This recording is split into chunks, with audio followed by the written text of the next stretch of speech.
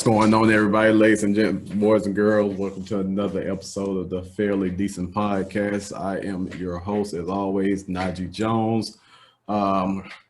Here with some of my nearest and dearest. To my left, Mr. Set Matt 24. What's up?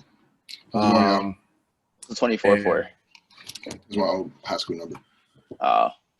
Yeah, for the athletic people out there, you know what I'm saying? Yo. Listen. And my brother from another mother, you know, Mr. Abhishek Ballar. What's happening? Thanks, Ballari. Did Najee ever tell you a story of when I played basketball with him? No, I never heard the story. And you was huffing and puffing?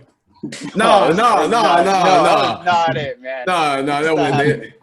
Man, obviously could not play basketball with us, bro. Cause this mug was in that mug crying about everything. Like, man, they was hacking me, they was fouling me. I was like, bro, you talking about that street ball? What you talking about? Let me tell you. I think I may have touched this ball like maybe once, maybe twice this entire game. But like, maybe a couple more times. But like every time I got the ball, just constant. Like at my hand, I'm like, bro, how am I supposed to play basketball like this? Like, how am I supposed to shoot at all? Like he out here acting like we was in a street fight. Yo, it might as well have been, man. It was crazy. I was like, dude, this is not my game. Did you play basketball with us that one time when we went to like a rec center? It was like me, Taj. Yeah, that's exactly what it was. Okay. I was like, this is insane. I don't know how you guys play. Oh, that wasn't bad at all. But Taj, boy, oh my God, beholding me before we even start. You know what I'm saying? As you can notice, we got a shorter crew today. You know what I'm saying? We trying some things out, man. I don't know if Taryn and Taj gonna be on the podcast too much longer. So I'm trying the small crew today. But nah. They had prior engagement, so you know what I'm saying. We gave them the day off. We approved the PTO for today. But nah, that joke was funny because when we played basketball, bruh, Taj was probably skinnier and slimmer than everybody that you know. But especially everybody in the podcast. But being skinny and slim does not equate to being athletic or I don't want to say athletic, but to being in shape. Because he's the smallest person that played basketball that day. And Taj was in that bitch acting like he was about to motherfucking die. Like, Taj acted like he ain't never ran. Like, I ain't talking about like ran basketball. I'm talking about like he acted like he ain't never ran in his life before. Like, he was so fucked up after we got done playing. And we wasn't even done playing basketball. We were still playing. But he was so fucked up that he had to call somebody to come pick him up. He was like, oh my God, I'm so tired. Oh my God. Like, bruh, are you for real? Like, I'm out of shape like a motherfucker. I might weigh more than everybody on the court than y'all, and I'm still out here running. Like, bro, man, I just ain't in shape no more, man. But no, he hooped pretty well though, man. I remember he could hoop. He only had like 1 or 2 games in him. Yeah, that was crazy. That's funny, man. He said he dresses well. That's what he does. When last time y'all hooped? Couple days ago, I think. Look, man, you don't never hit me. Are you in Atlanta? Yeah, I'm in Atlanta. What are you talking about? Man, Abhishek so fake. I ain't seen Abhishek once. I mean, granted, we're in a global pandemic, but I ain't seen this motherfucker once. I've seen Set more frequently. He stay in a whole another state. Yeah, we have to do something about that. So. I shot a ball at a rim outside a week ago. I like how you phrased that. I can't really say I played basketball. I got some shots up. Competitively, probably a year. I played NBA 2K. Does that count? You go hard on that. Bro, I couldn't tell you last time. Besides the basketball I got in the trunk of my car, I can't tell you last time I touched the basketball. Like, period. Like, I don't even know what state I was in the last time I played basketball. Like, it's that bad. That's bad. Like, it's gotten so bad to the point that I have not jumped in so long, and I'm sitting there like, I know I'm getting older. I wonder, can I still jump? like that's how bad it'll get.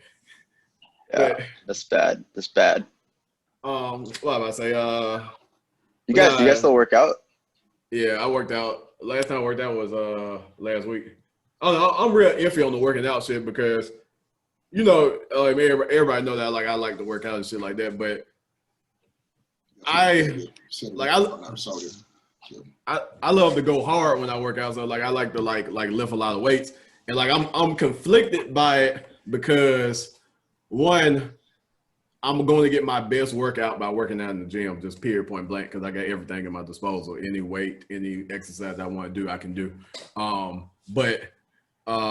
However, like I said, with us being in the middle of a global pandemic, I ain't really trying to be out in public like that for real, and I don't have to. Grocery shop, I have to go grocery shopping. Get gas, I gotta get gas. Go to work whenever. Well, I don't have to go to work anymore, but if I had to go to work, I have to go to work.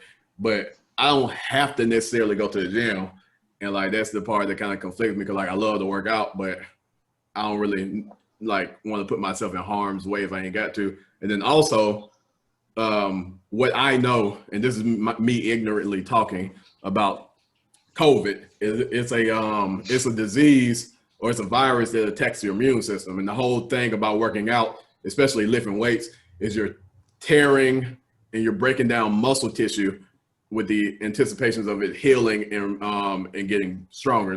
The whole concept of working out is tearing muscle tissue for it to heal and you gain new muscle.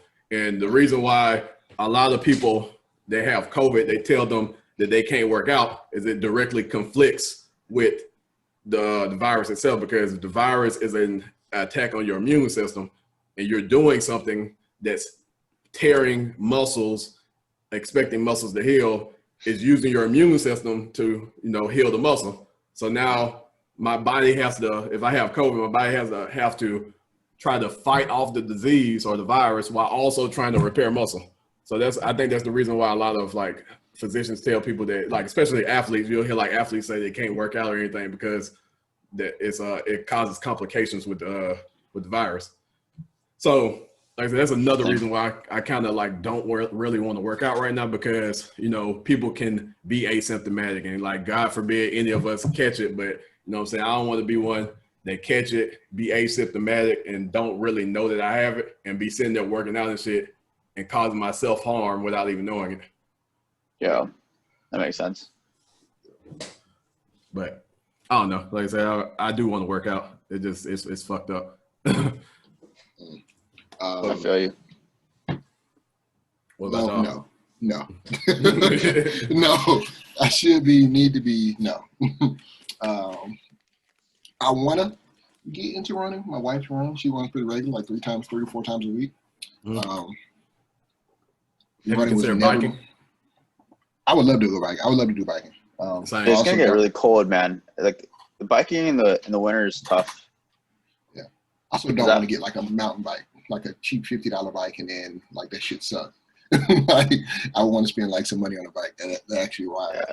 Yeah, I hit up Joseph a year ago because I knew he knows about biking, and I asked him what's a good bike to buy, because I'm interested in biking too, because I don't like running, so I try to find alternate forms of cardio that may be fun, that because it's just the running. I just hate running. I don't mind necessarily doing cardio. I just do not like running. So I would play basketball, I'll bike, I'll box, I'll do shit to not have to run.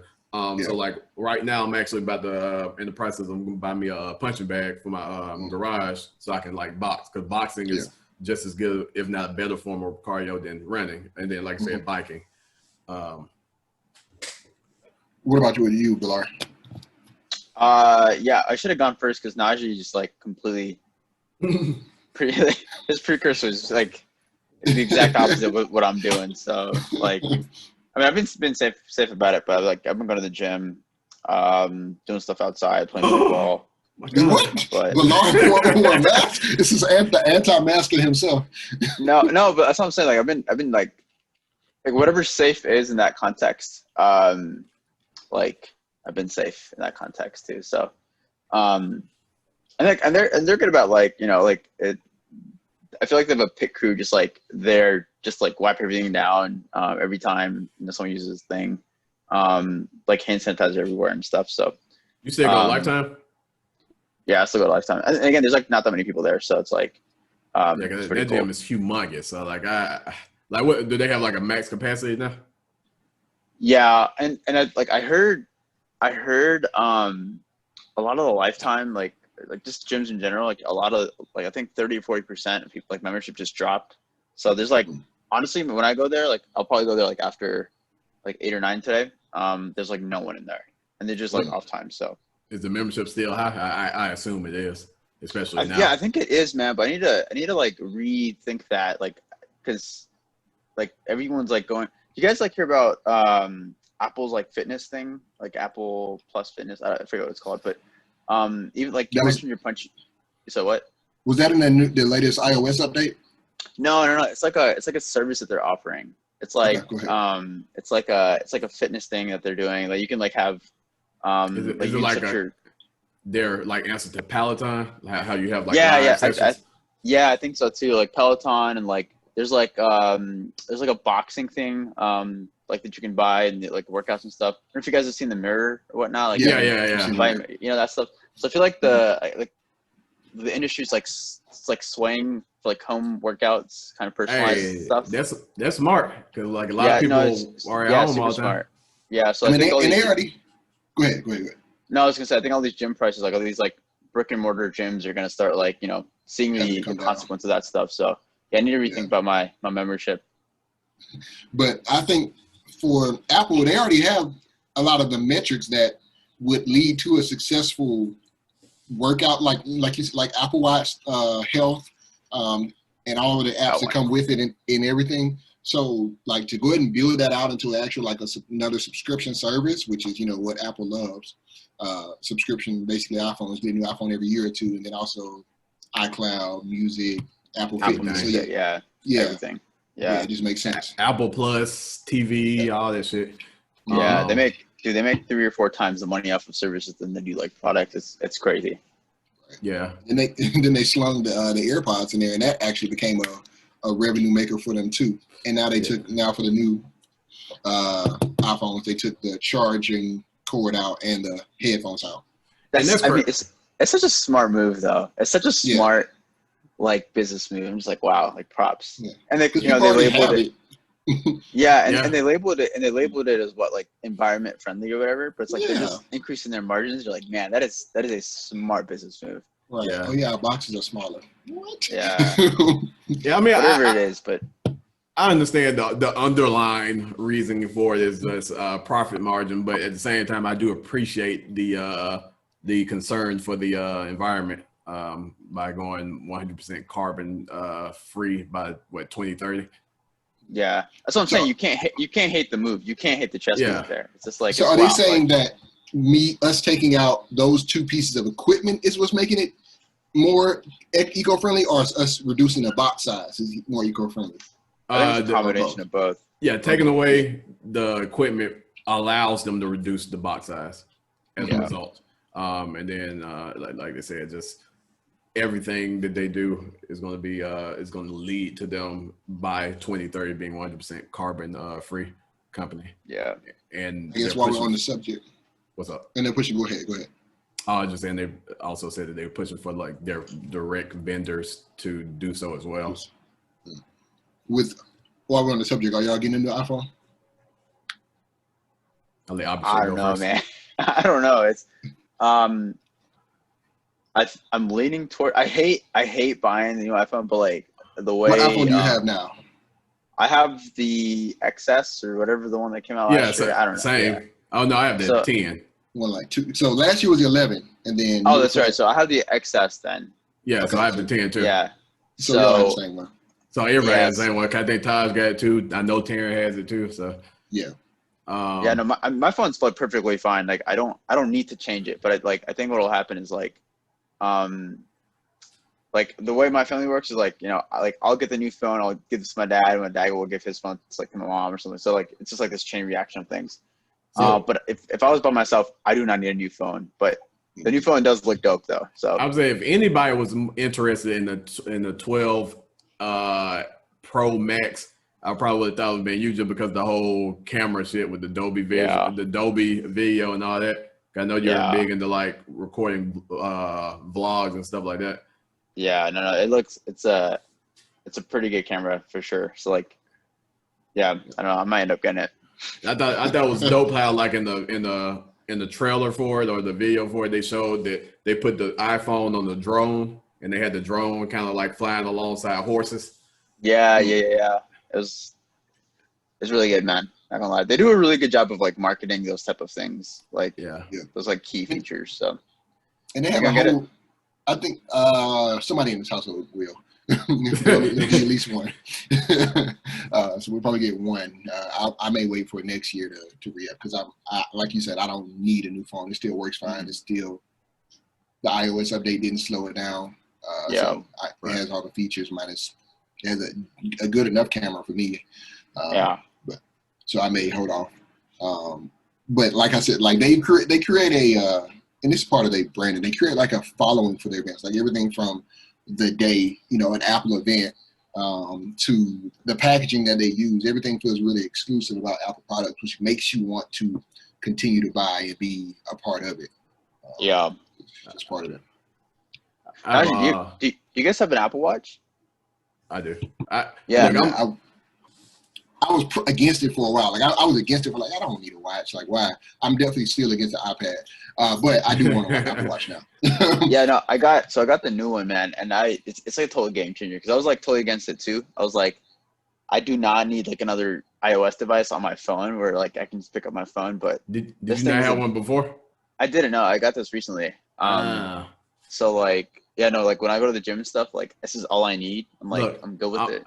Look, I ain't gonna lie. I've been the advocate for the Apple Watch because I bought one in Series 1, so the first generation. Look, I may be the biggest sellout when it comes to Apple that I know because I have every Apple device in the world, and I tend to upgrade. I got a pair of regular AirPods over here somewhere. I got the AirPod Pros. I got the damn watch. The new iPad cash cow Pro. for Apple, man. Look, they selling to people like me apparently, but no, I'm a big advocate for the watch because especially with Abhishek saying like literally, so somebody like me like I like to work out a lot and I used to record from my phone, so I was like never used to. I always record from my phone, so I would like jerry rig my phone up against a weight somewhere and I'll just start doing like sets. But the issue that happens is like anybody who work out knows that like when you working out, you like to listen to music, especially if you're doing like heavy sets.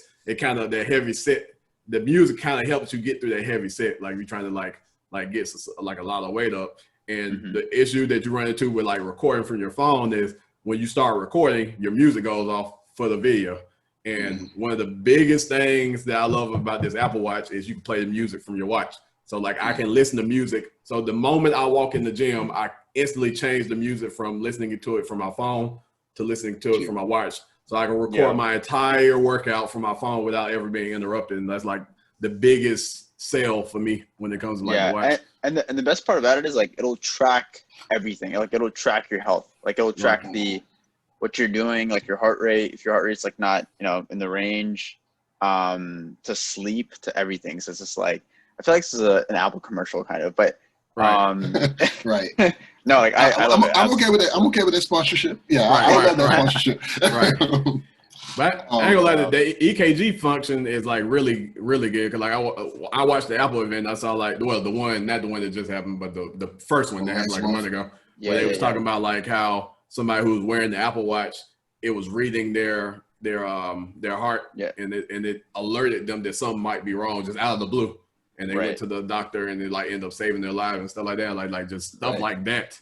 Like it could just actually just read your health and just give you alerts on your health. Is like pretty dope. But and I think for me, like one of the draws for the Apple Watch is like in talking about the health feature, like I'm competitive. I love numbers and I love like goals and achievement. If you like put like, oh, you need to take 5,000 steps or you need to run a mile in this minute. Like those are the type of things that would get me more active just because it's like something to do, something to beat a goal or beat your previous high or whatever that looks like. And like, to me, that's a draw for the Apple Watch itself. Yeah. And it definitely does that. Like it does that.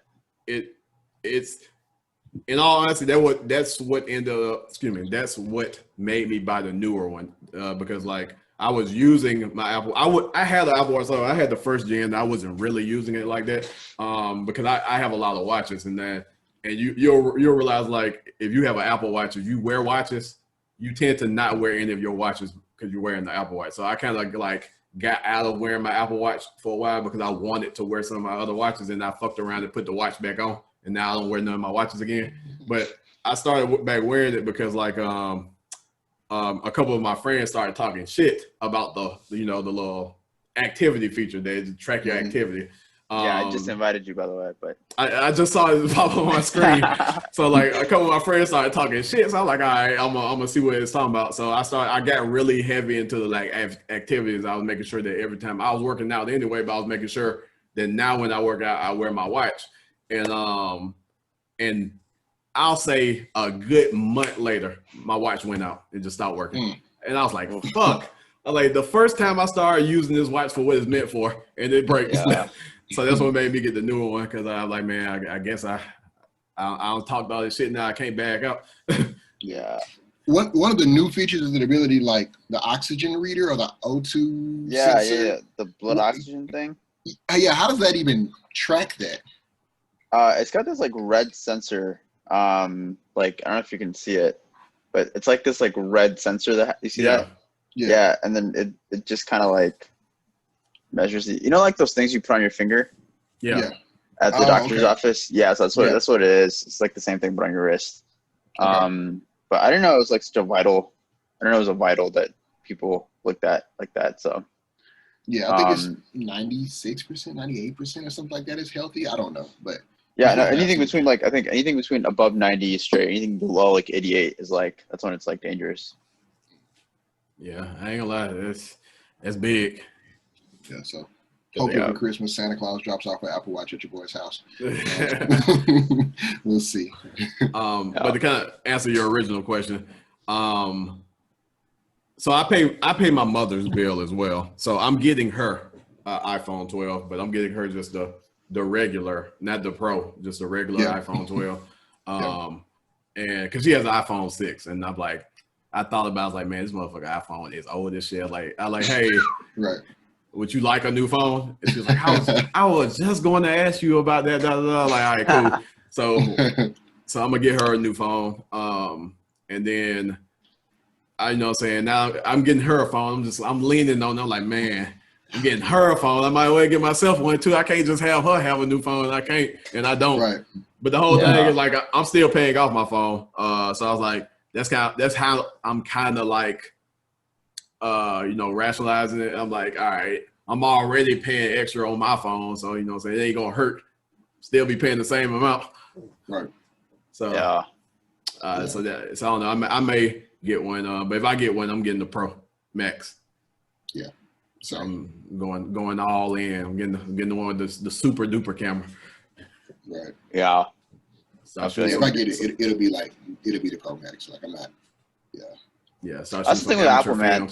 That's the thing with Apple. Like, I feel like they have those different products, and they might sell it, but like, I feel like today's like demographics, like the demographics that use like social media, take pictures, all this stuff, travel, like they market it to that group, and it's like the Max or nothing. So like they know that one's gonna sell, but I didn't even think about that. Cameras.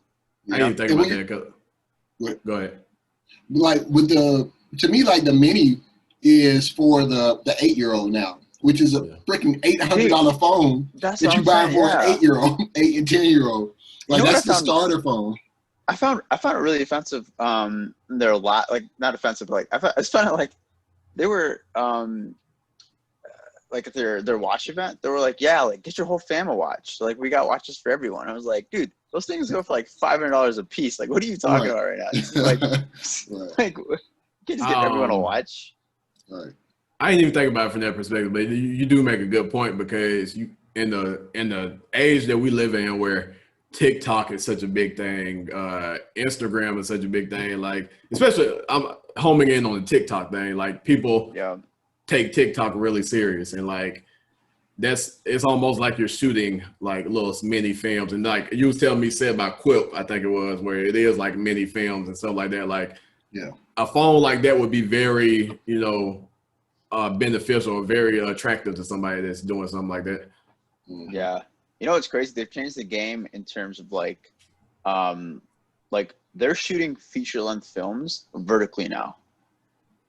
So like you know what I'm saying? Like like you turn your phone and watch Netflix and stuff. Right. There's like films being shot on like the off-brand Hulu service. I forget what it's called. Like there's other like companies too, but they all shoot vertically, and you just watch the film vertically, and it's a whole different experience completely. Yeah, I can imagine. Yeah, it's great, and they're all shot on the iPhone. They're all shot in like that vertical angle, but they're changing things. Since we're kind of on this topic, let me ask this question: how big do you think it will be, and if you do think it'll be big, how fast or how far in the future do you think it will take off augmented reality? I think it's there, right? Like for them, like they introduced LiDAR, whatever. The LiDAR sensor. It's the ability to scan, because I got the new iPad, and it has the exact same LiDAR sensor, but it has the ability to scan the entire room that it's looking at and see. Basically, it can form 3D models and get an exact reading of like what's the word I'm looking for? Kind of like the dimensions of a room. So like a good use of like the LiDAR sensor is like, say if I don't have a tape measure or something in my house, I can use my iPad Pro, point it at something that I'm trying to measure, and it give me the exact measurements of it. Yeah. No, dude, I think Apple's like really good at doing this thing where like they'll introduce like what seems to us like one-off features, like especially with these watches and stuff, like you did like overnight they became the biggest, they're like the largest platform that had a heart monitor, like wearable or something like that. Yeah. So like they're really good at like introducing these features, and then they just tie it all together into this like entire service product, like whole ensemble. So like they've been like throwing out the AR VR stuff for a long time. I think they've had it with their games, even like some of their like furniture applications. Like you can, like you're saying, you can like take dimensions and place furniture, put stuff in your room, see how it looks in your room. Like Amazon's got that thing where like how does it look in your room thing. Yeah. So it's just a matter of time. Like I think it's very short, really. It's a matter of time. Like they introduce another wearable, or they like do something else, and they just kind of like tie it in together and just make sense and add another revenue stream. Yeah. I definitely think y'all are right. It's just going to take the larger companies like Google has the Oculus, and I think that's Google's product. No, I think it's Facebook, right? Facebook, yeah. Facebook. Oculus, okay. So like Facebook has the Oculus. I know there's another product in the B2B space, I can't remember the name of it, where they're like in assembly lines. They're basically, you put a headset on and they're showing you, like you're seeing the instructions of where to drill the screw or where to put the arm and things of that nature. So they already have it. So you're just working, right? Because you can see through it, and you also can see like a blueprint of it. So you just follow the instructions in the headset. And that's already active in machinery work now. So it's there. I think you're really going to see something catapult in the next 5 to 10 years. Like you obviously, every year you're going to see a progression in it. But I just wonder, what does that lead to? Like, does that lead to, hey, the way we experience movies and games and everything, or will totally be in augmented reality or virtual reality? Like you'll be in the movie as opposed to just watching the movie, you know what I'm saying? Not in it, like you could be in it as a player, but also you could be in it just like, hey, I was watching The Haunting of Bly Manor recently on Netflix, which is a good show, by the way. Am I gonna like be in the hallway with the ghost and everything too? If I turn around, would there be a ghost behind me and then like the normal people in front of me? Yeah. I don't want to be that close to my scary movies though. Like I don't need that kind of interaction. I'm good. And see, I'm very interested in augmented reality. I'm actually more interested in augmented reality than I am virtual reality.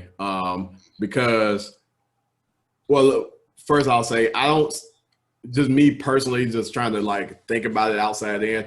I can't think of a use case, a lot of use cases, let me say, for augmented reality in a camera, kind of like I pointed to with like the Apple products. You like point your camera and you can see something on your phone that's not really there. Besides like taking measurements and stuff like that, like I don't see a lot of use cases for that beyond just measurements and stuff. But I'm more so interested in augmented reality in eyeglasses because everybody's working on their version of Google Glass.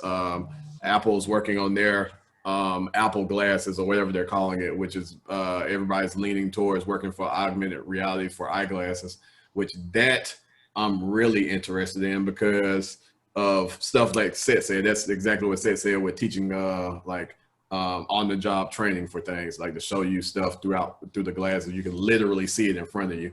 Or another use case for something like that is like directions. Like if I need GPS directions for something, whether or not I'm walking or driving there, I can see the path in front of me. Like I see the arrows just following the ground and I can just follow the arrows like they're just illuminating right in front of me. But also they had built-in, they had it built in the built in the Google Maps now. Basically the VR thing where you can yeah, exactly, like on the street, like the Google Street or Google View, whatever it's called. Exactly. Yeah. Basically, they built that into it, and then now it just shows your path. So you're looking at your phone, and it shows you, hey, walk here, continue to walk from left, right. Just basically show your surrounding, and it picks up where you are. Right, but I can see that as being scary, depending on like how far it progresses, because you'll be wearing something like glasses, and you could potentially see something in front of you that isn't really there. Right. So I don't know. Can you describe the difference between augmented reality and virtual reality? Yeah, so augmented reality is basically manipulating your actual reality. So it's putting things in place that isn't really there. So like say this iPod's case in front of me, if it had like a tree growing out of it. Truly, a tree is not growing out of this, but I would perceive a tree was growing from it because my reality is being augmented, I guess you could say. But whereas in virtual reality is basically putting you in a virtual space where anything could be portrayed in front of you. It can put you in an entirely virtual environment where you can literally do anything, be anything, and see anything, experience anything. Whereas augmented reality is your actual reality. It's just, like I said, manipulating things in your actual reality. So if you've ever like seen the movie Ready Player One, that entire movie is in virtual reality. The Matrix.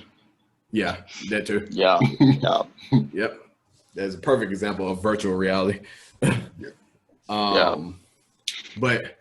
don't know. Like I said, it's interesting, and I'm interested to see how far it goes. And it seems like a lot of companies are kind of leaning more towards augmented reality than virtual reality now. Although I wouldn't mind a lot of progressions in virtual reality, but it just seems like every time a company tries to make some type of leap in virtual reality, there's not a lot of adoption. Like not a lot of consumers and stuff really pick up the virtual reality, and that may just be because virtual reality is so expensive. Like if you can make a true virtual reality device or a true augmented reality device and make it affordable for your average consumer, that's where the adoption gonna come into place. Yeah. I think also it's just like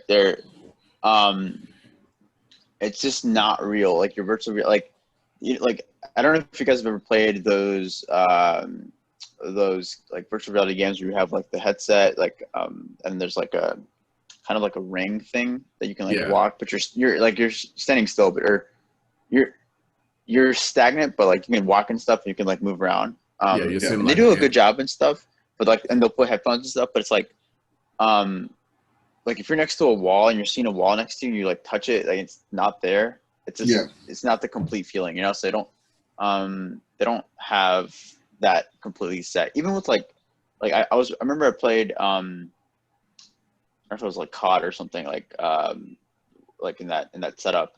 Like when you get shot, like you don't feel it. You don't want the feeling of getting shot, but like you don't feel like a vibration like on your controller when you're playing, Xbox, like you feel it, right?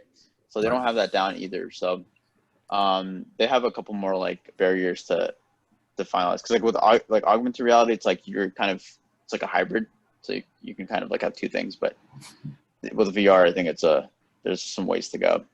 Yeah, and there's a better use case for augmented reality. Like I said, there's practical reasons for wanting augmented reality versus virtual reality. Virtual reality, the only use case or practical case I could see for having a virtual reality is somebody who's completely disabled, and you're giving them the ability to live life like a regular person for a day. Ooh, that's a tough topic. It's an ethical topic there. Yeah, that's like the only use case I can see for virtual reality, whereas augmented reality, or like games and stuff. Yeah. Or training. But training. I was about to say training, simulation training and stuff like that. Yeah. True. Yeah, like pilots or like CIA or some of that type of stuff. Yeah. Or even this is like thinking way like the Jetsons future, but even in the situation like we are right now, like where we're in a global pandemic and you're like in the military, you're trying to hold drill, you can hold virtual drill versus like having to go there physically. But since we are kind of talking about technology, I read an article today that I thought that was kind of like cool or interesting. Google, I don't know if they implemented it yet, but Google is implementing a feature where you can go on Google and let's say you got a song stuck in your head, but you can't think of what the song is. You can hum the song into Google and it will search the song for you. Yeah, but they had that before. That's just Shazam, right? You can Shazam a song or SoundCloud.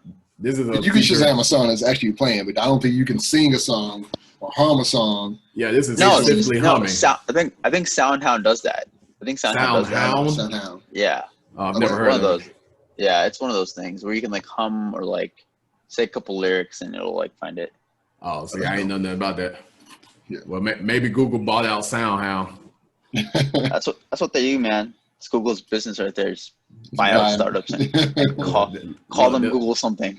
Look, that's what they Google did. Sound. Like, That's what they, all right. That's what they did with YouTube. Yeah. Right. That's like the only thing that they didn't call Google YouTube or something.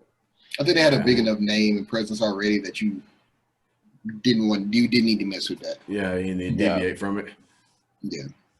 So on another topic, I think Abhishek kind of like alluded to it earlier. We can shed some light on this. So, as if anybody who are sports fans may know, sports have been kind of shaky this year with Corona going on. The NBA managed to successfully retain and complete their season by being in isolation in the bubble at Walt Disney World, whereas the rest of sports entertainment have been just trying to do their best considering the situation that's been going on. I don't think anybody else has done a bubble besides the NBA, have they?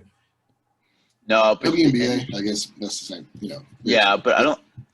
The NBA is like, they're in a good spot because they can only allow 8 or 10 teams, and like they made it feasible. Whereas like all the other sports are like starting their seasons now. Yeah, and the unfortunate circumstances now, since nobody has taken that, or no league has taken that level of precaution. Maybe NASCAR. I don't know what all NASCAR has been doing, but I think NASCAR has been doing a pretty good job with I also don't handling. think that the drivers obviously can limit how much contact that they have. The pit crew maybe less so. Yeah. And it's also still not a contact sport. Like I think if you're not in a true contact or collision sport like NFL, even like MLB hasn't bubbled, but we saw what an outbreak they had to start off. But since then, hadn't really made news. They're all the way into their championship or divisional series, the playoffs, and they hadn't had any issues anymore. So I think because they don't come into contact, like you could go a whole baseball game and not touch anybody. Yeah. I think the two closest people that are going to come in contact besides the umpire and the pitcher. Yeah, is the when you're on the mound beside whoever's playing that base. But yeah, so everybody's been doing their best to try to retain, do what they can to retain as much of their season as they can, to try to like just try to get through a successful season in their layered sport. But there's been a lot of outbreaks as of late in the NFL, and I think the NFL is probably, of the domestic sports, probably the hardest one to try to, keep corona cases down with, because just so many players, so many people involved in the sport, whether or not you're an athlete, you work for a stadium, Trainers, like coaches. So many people are involved in the day-to-day operations of the NFL that it's hard to try to keep those numbers out. There's just so many people that you gotta worry about coming in contact with. Yeah. And not again, even it's not just, like, oh, go ahead. No, you got it. It's just like, so you're exponentially increasing the amount of chances that those people will go and contact somebody else. So if it's 10 people, and you can kind of manage 10 people and say like, hey, all right, we got to be more conservative. When you're going into the 60s, and you can't really tell 60 people, hey, don't go around your family, and don't, like, if somebody's going to do something and then they're going to bring something back, and then it just explodes from there. Yeah, and it's not even 60. It's like the practice squad, and like everyone's involved. Like basketball just has a. That's what I'm saying. Like they did it right, where like they only let the teams that were like in the playoffs, and they kind of just took it to the bubble. Whereas like the season's just starting for the NFL, and you can't just like have thousands and thousands of people in a bubble and like expect that to be profitable. Right, and like to that point, for the NBA, they only invited 22 teams to finish off the season. Mm-hmm. So, and they started in like late July when they started bubbling. So you start August, September, October. So you really had 22 teams there for like a month, and then it cut down to 16. Everybody that made the playoff, and then for the final, and then it continues to dwindle down from there. Here in the middle of October, you're down to the final 2 teams. And they didn't allow families there, and like limited guests and stuff like that. So they were able to do it because it was such a limited time and such a smaller amount of people. The NFL, you're looking at close to maybe 53-man roster, 10-man practice squad, 10-man coaching crew. Like you're talking about maybe 80 to 100 people per team times 30. 2,400. Like Disney World is big enough to accommodate 2,400 people, but for like 6 months at a time to bubble them, that's probably unreasonable. And then also kind of like shed some more light on what Sid just said. Even the small bit of families that were allowed in the NBA bubble, which was more so in the playoffs than anything, and the couple of players that got into like trouble because they went off premises and came back. Those individuals had to go through a 30-day quarantine before they could even like step foot back in like the bubble. So like, so that's the level of precaution they were taking with like, people from the outside coming into the bubble. And to kind of like play devil's advocate, somebody could say, well, the NBA plays 82 games, and they played 22 games leading up to the playoffs, and then the entire playoffs. Like the NFL only plays 16 games. Why you can't just do a bubble for 16 weeks, whatever? But you gotta keep in mind, you can't. There's a time period in between all those NFL games. Like they don't just play 16 games back to back.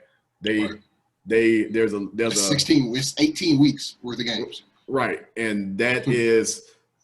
There's time in between that game because the NFL is, of course, a way more physical sport than NBA. So there's a required time of recovery between those games, because even in a completely healthy season where none of this is going on, there's a number of injuries in the NFL just because of how much of a contact sport it is. So if you don't allow them the proper time to rest and recover after those games, you're going to see the number of injuries is going to skyrocket. It's like exponential. Yeah. And also, like, I don't think they have the facilities, man. Like, if you were like you said, like, the NFL is such a specialized sport. Like, the NBA, you have to be an all-rounder, right? Kind of like, you're going back and forth. Whereas, like the NFL's got, like, specialized packages and, like, different defensive, personnel and offensive personnel, and they all need space and like time to like understand the entire playbook, and they need space like on a field to practice. You can't have your offense and defense like right there.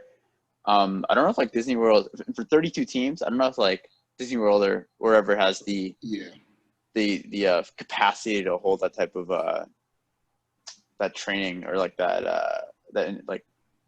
that training, I guess. Yeah, you may be right. Like Disney World may, even in all of its size and everything, still may not be large enough to accommodate 32 NFL teams. With all of the needs that they have. So talking about practices, because you have to schedule practices out. Because like you've seen from the overshots of the NBA, you've seen the wide world of sports complex that the Disney World has. Soccer fields, baseball fields, and all of that good stuff that's on the complex. So just space-wise, like I'm thinking of the fact of like 2,400 people. Disney World has 2,400 people at breakfast, nigga. Like they're used to having that many people on site, but maybe not 32 NFL teams and all of the specializations that's needed. Yeah, you're probably right. Yeah. Let me ask. You think they have 32 football fields? I feel like you need more than. No. I feel like you need at least like 62 football fields. Yeah, no, I don't think they have 32 football fields. They might have that's a lot. Maybe of space. like 8. Yeah, exactly. They may have to do like Florida. Maybe you just do like Miami, Orlando, Jacksonville.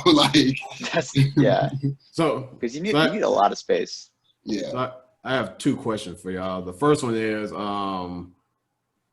far as the NBA goes. So we know that the NBA season kind of like abruptly stopped.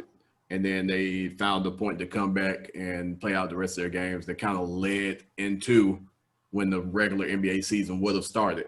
Do you think, and I think Adam Silver or somebody said that the next NBA season is going to be scheduled to try to start around January, which is a few months away. Do you think that they're going to have a shorter season this time around to try to get the NBA season back on the regular start of August?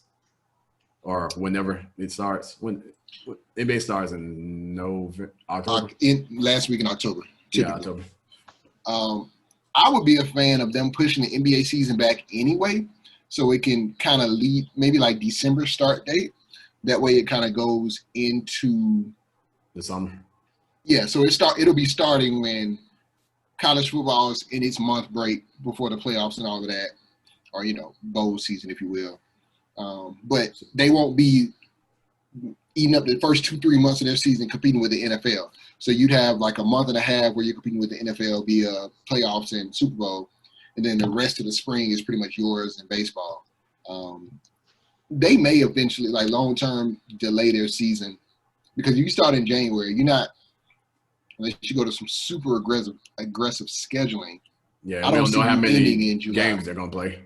Either. Right. They may shorten it up though. They may go like, hey, 50 games, 60 games, whatever that is.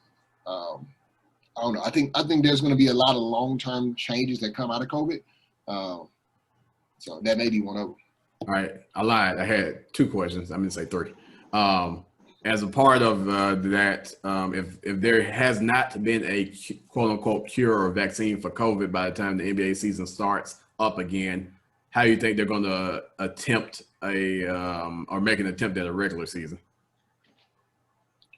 I don't know if they will bubble again. I think they would probably go through measures of testing, obviously do it on home arenas, limited capacity crowds, and maybe monitoring player movement, or try to get people, maybe do more regional sites. Like, hey, we might schedule to where Atlanta, Charlotte, DC, and Memphis is playing, and we kind of keep them in a bubble, let them play a 4-game series or whatever. That way we kind of isolate it or, segment it against that for a while. And maybe they just play each other as opposed to like spreading across the NBA landscape. I don't know. Kind of like what college football is doing. You play your conference. Yeah, exactly. They may break it down and then, all right, for the next 2 weeks or 3 weeks, we're going to do another round robin. So we'll go New York, PA, and then stuff like that. That may be a way to do it. Interesting. If I was Adam Silver right now, I would see how like the NFL season plays off, and if they do it well, like how they're doing it with like limited capacity, with the players, they don't have the restrictions as like the bubble did. I would use that model and just kind of like have a season model after that. So obviously with some like scheduling too, but if the NFL like comes out okay. Like if they, if we had like a couple more like breakouts, but we still finished okay, like whatever that means, I would probably just keep it normally. All With right. the NFL, I can see them bubbling when they get to the playoffs, though. Yeah, At some point in the playoffs, because But- the last but thing the I don't- NFL wants to do is not have the Super Bowl or have to delay the Super Bowl. That's too big of a prize fight. Yeah, that's the biggest part of their year. Yeah. Yeah, No. I don't. The thing is, like, I don't think it would make any like if you play 16 games or 16 weeks of games Mhm. with that many teams, and then you start bubbling. It's like, I say that for this reason. They can't afford to start delaying Yeah, to miss the because Super the Bowl. playoffs is exactly. Because if somebody has to delay a game during the playoffs, so let's say you get an outbreak and you have 15 players that are out, well, they Mhm. can't play that game. Yeah, yeah, And now they're going to have to reschedule it. There's only one free week in the playoffs before the Super Bowl. because say if it was Mm-hmm. the Patriots versus the Seahawks rematch in the Super Bowl, but Mhm. but Cam Newton had tested positive for COVID-19. Now he has to miss the Super Bowl. That shit would cause an uproar. Yeah. Yeah. Because then the NFL would have to decide, all right, are we going to delay the Super Bowl for Cam Newton or are we just going to play it? And it's going to be, it's going to be chatter on both sides. So it's but my last question for that in regards to that was, can you guys see a future where, and I say future, I mean like current day, not like off future. But do you see a near future where they decide, all right, it's too many cases, we're gonna cut this NFL season in half? And Shorten the season? yeah, Like, I mean, cut in half would be basically stop playing now, but or in yeah. the I next feel couple like weeks. you could like cut out. You could probably cut out the trash teams. Like 32 teams. You could probably cut out like eight the teams. You definitely know. the entire NFC. Yeah, and you definitely put the Falcons in there, right? So yeah, you could probably like do it in waves. So like there's 32 teams. I would take out if you get through like half of it, I'd take out the first 8. There's no reason like Yeah. for them to even start continue playing, and then the next 8, and then just continue, and the playoffs will start by then. So And I can see them bubbling the NFL playoffs, like Yeah. just the playoffs. right. Because that's a month. Yeah. Like, Yeah. it's a month and a week. Like, I guess Yeah. a month and a half, considering the 2 weeks up to the Super Bowl. But, like, it's a month. Like, It'd they be- can bubble for a month. yeah, and also it'd be For 4 interesting teams. for 8 teams. How many teams? Yeah. it'd be interesting because like I if think that's actually a really interesting point actually, because like suppose like they do start like taking out like waves of teams because they don't need it's just like mathematically at some point in the season you just can't make the playoffs, right? Right. And you just get you get stopped. I wonder how it'll affect their contracts and their stats going in next season. 'Cause, like, Oh yeah. like because Because a lot of people have bonuses and exactly riders that are- exactly yeah. Mhm. yeah. And So I it- wonder how that'll affect that. And as sad as it is to believe, there are some professional athletes that live check to check, and if you cut out half their season, how would that Right. affect a lot of Yeah. the athletes? Right. And not even just the athlete, like people that work for the stadiums, like I said, the Yeah. people that work, like Yeah. not necessarily getting a $1 million contract. Right. Yeah, no, those are all good points. I think COVID is more like one of the most interesting, and I hate to say it this way, interesting test labs that we've ever been in, because there's so many variables and so much that can happen. Like I just got a news alert when we started the pod that like we just had in America the most daily cases since the end of July. So we're starting to see that uptick again. Yeah. And it's like, do we go back into shutdown for the winter or like later into the winter? Because like flu season hadn't even really started yet. Like, Yeah. so it's like, where do we go from here? And this is the worst time for that to happen because it's voting time. So Yeah. So I agree. definitely tough. I don't know. It's definitely gonna be interesting to see what ends up happening with COVID, with everything going on with sports and everything. Like we didn't even talk about in college football, Nick Saban got COVID, and they've had the SEC has had a few teams with breakouts. So like, do they finish the season because you're not paying these players? really they're there to make money for these stadiums, for these Dude, schools. right? Like That's so if we messed keep it in the up. If you buck, think about it. they are playing to make money for the schools. Like, yeah, they playing for NFL future and want to play the sport, but like the reason why they're out there is to make money for the school. That's so messed up. That's crazy. Yeah, Yeah. and I won't dive too deep into that topic because like we'll be here all day. But I do want to ask one question in regards to that. I asked Seth's brother this question the other day, so I'll ask it to the pod. I know that they may have signed waivers and whatever. Don't really matter. But if there was a case, and like I said, God forbid, knock on wood, but if there was a case where a student athlete, whether or not it was a NCAA basketball player, football player, whatever the case may be, caught COVID in the environment of like playing for us as a student athlete, and they ended up passing from it. Do you think that they would have a case to sue the school? Yes. 100%. Yeah. I don't know if they could have made them. I don't know that they could have made them sign liability waivers. So I think so. I think there is. Yeah. I mean, you're really not giving this kid an option because, like, if it's not that kid who's playing, there's someone else ready to play, ready to, take Especially they charge. got the kid had a scholarship. Yeah.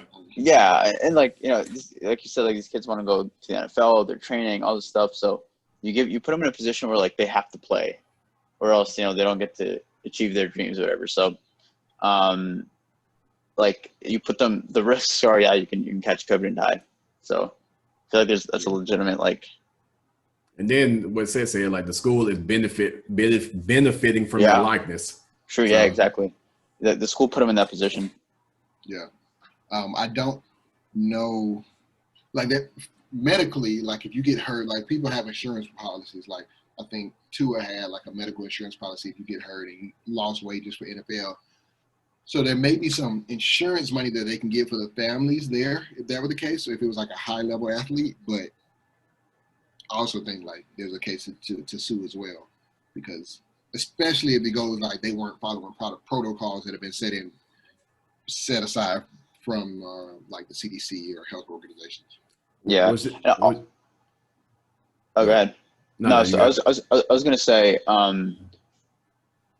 like injuries aside, like I think a regular player understands like injuries happen during sports, but like those are regular risks you'd assume. Yeah. But you wouldn't assume the risk of dying because of COVID. That's not an applicable risk for football, Right. That's like an outside influence thing. So definitely like school would definitely be in fault there. Yeah, and I don't care what any institution say. No institution is doing 100% what they supposed to be doing as far as like safety protocols for COVID. Because we watch. Oh my bad. Sorry, like I think there's a delay. My bad. Go ahead. I know. I'm saying we watch games every week, whether or not it's college or whatnot. We see them all on the sideline, all over each other. No man. The only people I ever really see wearing masks is the coaches, and that's if it. That. Right. Yeah. And there's there's no reason for like, I guess like the NBA and the NFL, they're like, that's their business, and I understand like what's at stake, but colleges don't need to be playing. That's another arm of their business. But like, there's no need for them to like, they're doing it for the money, they're doing it for the entertainment, but do these people really need to be out there? Yeah. They're propping up the school. They become so much of a lifeblood of the school's revenue that you can't sustain without it, especially a lot of the Power 5 larger schools. And that's so sad to say, because it's exactly what Seth said. Like it's been such a part of our annual tradition that college sports exist that we don't really think that, if we didn't have a year of college sports, like the school would still be there, the kids would still be able to have schools. Like, no, like a lot of these universities, they live off of that college football, college basketball money. Mm-hmm.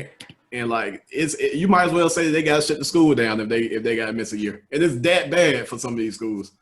Like, and that's insane. Like the fact that all of the other revenue you get, whether or not it's tuition, money that goes to the bookstore, like all this other shit that you get, means nothing at the end of the day because you need that athletic program to have its year, not a successful year, just a year Yeah. of revenue. Right. Yeah. And that's wild. Yeah. But I mean, I guess it makes sense. Like when you kind of really think about like some of these big powerhouse schools where they've built these big stadiums that can hold however many like fans and students, and they've got these big athletic programs where they've offered the head coach that played in the NFL for 20 years have the amount of the stadium to come coach for the school. Like that money has to come from somewhere. Yeah. Right. Yeah. Yeah.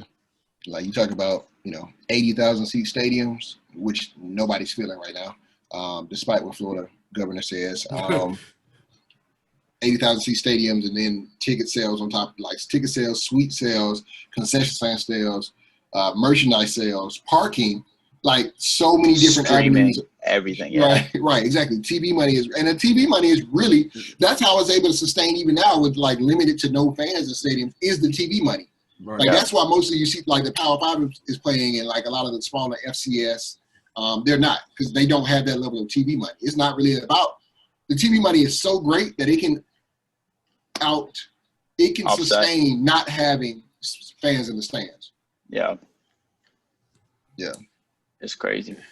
Yeah. Yeah. But I mean, it is what it is. Like I said, hopefully, knock on wood, God forbid anything happens to any of these students or even anybody associated with any of these programs. But yeah, it's going to be interesting to see if we can sustain the entire year of these athletic programs and what is going to come from it if there is an end in sight as far as like the corona stuff goes. But I guess we'll go ahead and we'll call it a shorter pod today and wrap things up.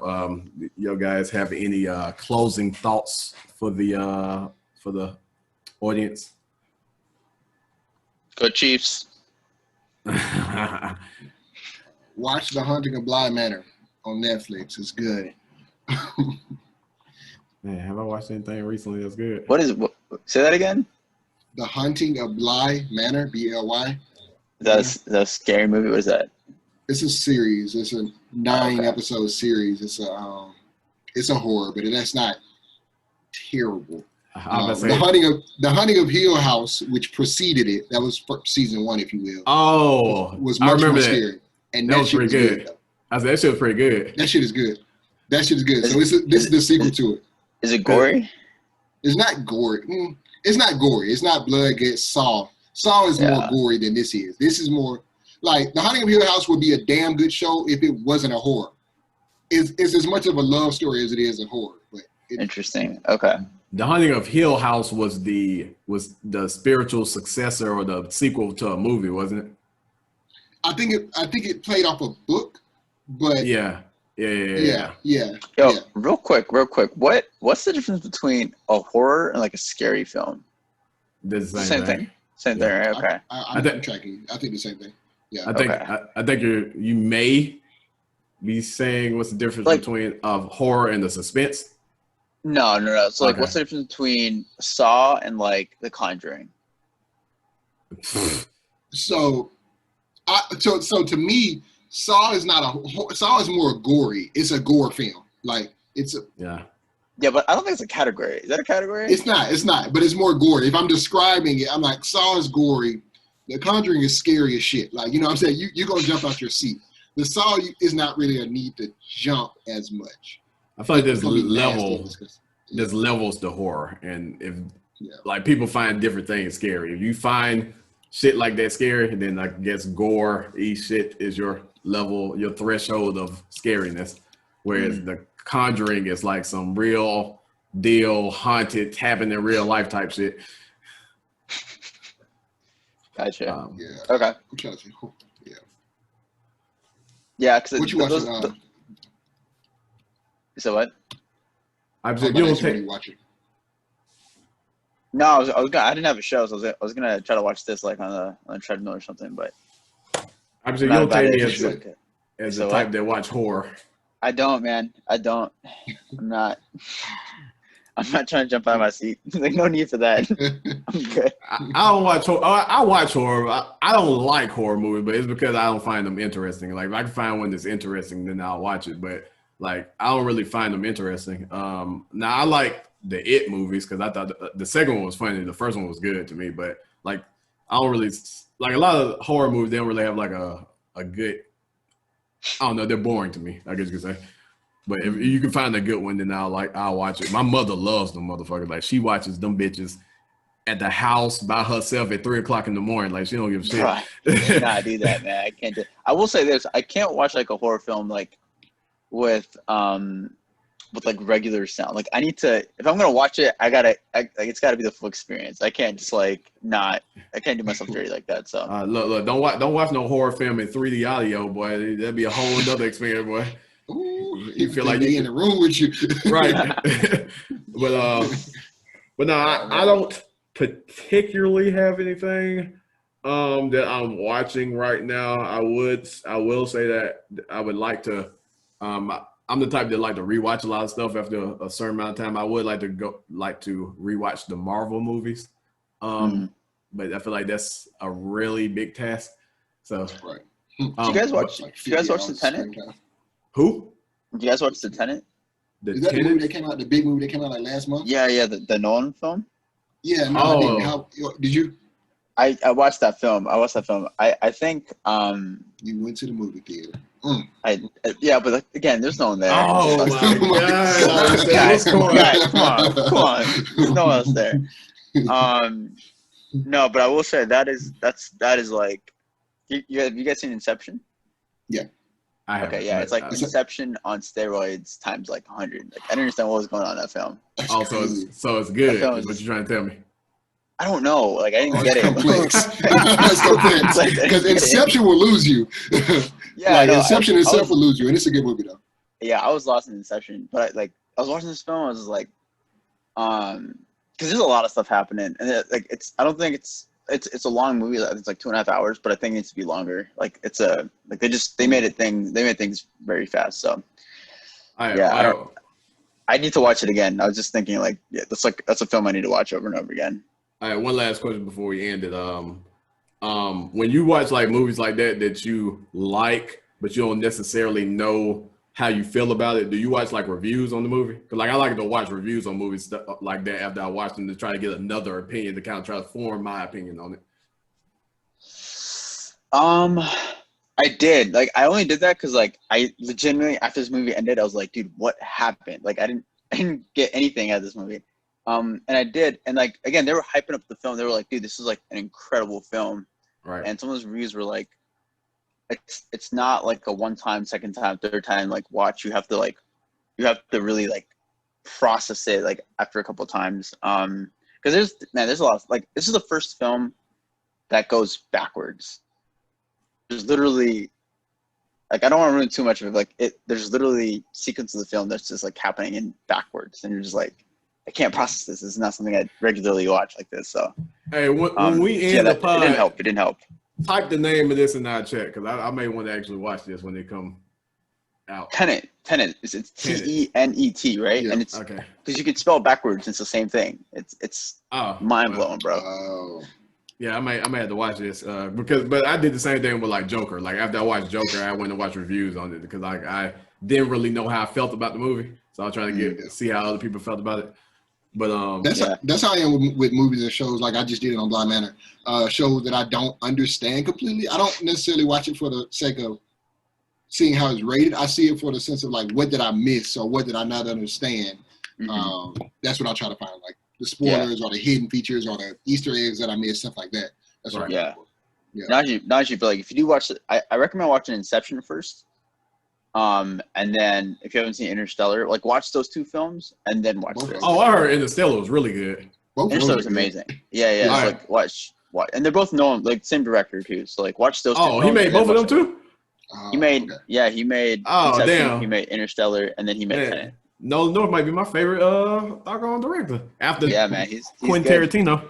But all right, cool. I'll watch them definitely. There's no reason I hadn't seen them. I just hadn't seen them yet. So yeah. But cool. So we could call it a wrap there. I appreciate everybody for watching, listening, however you chose to consume it. Since Taj is in here, I'll let Abhishek ask this. He don't, saying he ain't never said it before. What? Come on, Bilal, you got this. You got this, Bilal. What does Taj ask me every week? What is Are that? you are you here? Oh, God. Oh. Nah, yeah, you can use podcast on it. Man, I don't know. Like your Yo, response, I it was was fairly so lost. easy. Right. So lost. I was like, Right. what are you guys asking me right now? All right, well, we'll see y'all on the next one. Peace. Peace. Damn.